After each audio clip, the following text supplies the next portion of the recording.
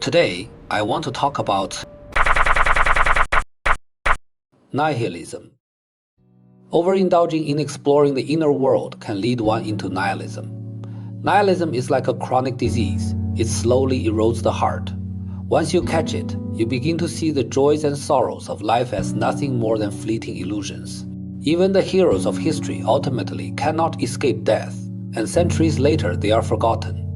When the Superman is forgotten, the masses lose their meaning too. Your joys and sorrows, your honor and shame, ultimately exist only on the dash between the birth and death dates on your tombstone. And yet, beside the tombstone, the wildflowers are already in bloom.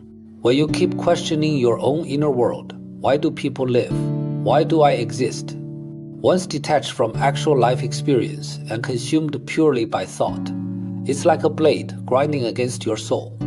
But the more it grinds, the less clarity you gain, until the very concept of meaning collapses. This is nihilism. It is a denial of all established meaning, value, and truth.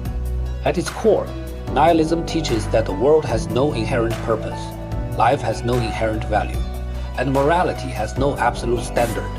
Everything is random. Everything is random. Nietzsche is the most famous deconstructor of nihilist thought. He proclaimed, God is dead, not in celebration, but in mourning. Traditional religious and moral systems have crumbled. Old sources of meaning no longer function. Man becomes rootless, floating in an age where meaning is dissolving. Contemporary young people face the same crisis. Material wealth is abundant, but the spirit is empty. On social media, you often see the so-called awakened and independent who claim they need no one's help. It may look like freedom, but it often reflects deep disappointment and alienation, a profound touch of nihilism. Nihilism can destroy one's ability to act, trapping a person in cynicism, self-denial, or even depression. But Nietzsche also said, the real challenge is not to destroy meaning, but to reconstruct values after nihilism. Nihilism is not the end of thinking, but more like a prelude to awakening. It is the darkest moment before the dawn. It denies the meaning of your thoughts and actions, but by returning to action itself, it strips away worldly desires, the mundane thoughts and habitual patterns of the mind. In this state, try to reflect on what you still hold dear.